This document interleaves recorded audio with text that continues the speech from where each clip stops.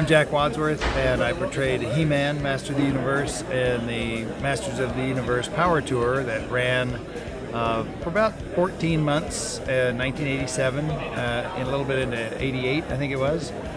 We're here at Power-Con to be part of this fabulous momentum of the love fest for all the Masters of the Universe toy line that was developed by Mattel, and also to perpetuate that because it's such a phenomenal toy line and had such magnificent magnetism. So we wanted to be part of that, and we were invited to come to Power-Con. And I'm Leslie Wadsworth. I portrayed She-Ra in the Masters of the Universe Power Tour. So together we are actually quite humbled to be here, and really we weren't aware of the fan base that is out and alive and well, and we're humbled and honored. And yeah, who would have thought 25 years later, after the Power Tour and after really the sales of the toy declined, from its peak so much, that there would be still a huge following for this toy line, and the cartoons and the animation and the drawings that are going on still today. We are feeling the love. Yeah, it's good. Very much, yeah. During the tour, we were able to share a lot of love with children all over the country, obviously in Canada, and in radio and television, talk shows and radio shows, and we visited hospitals and Make-A-Wish and all types of things. So we were really, at that juncture, after some of those things, I remember getting on the airplane with Leslie, flying from, I think it was from New York to our next destination, and we had done something for Make-A-Wish, and I said to Leslie, if the plane crashes right now, our lives are complete, because we had touched the hearts of more than one child.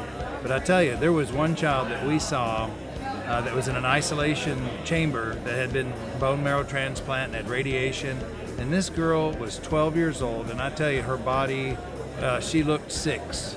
I mean, she had been so emaciated, ravaged by the process of getting through this treatment. Not to belabor this issue, but it just made us feel like we'd made a difference in just that one girl's life, and that was enough. And that shows you really how powerful these characters are, that we didn't realize until Make-A-Wish approached us and the hospital started to call. Then there was a shift with us to carry it was like, okay, we're not just costume characters.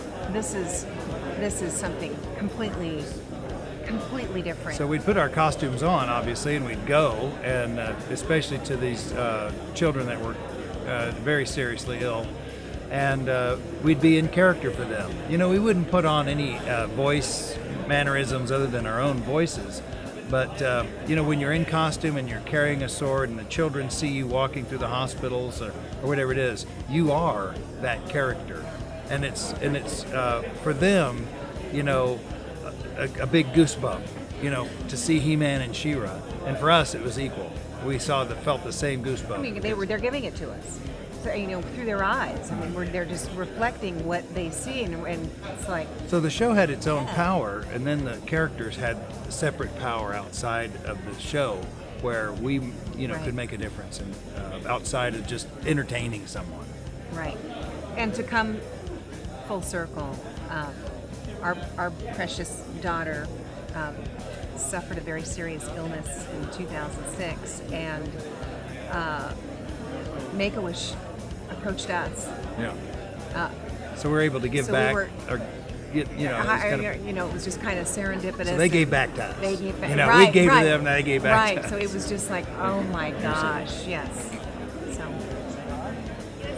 Oh. And she's wearing her Filmation T-shirt, yes, of course. Yes. Yay me! Yay you!